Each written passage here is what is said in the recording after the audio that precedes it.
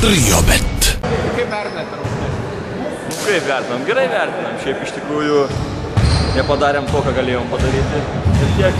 Buvo ilga pertrauka. Taip ir gaunas. Gavom, kiek gavom. Ką manote apie varžovų komandą? Varžovai gan stiprus, bet neturi aukštaūgių.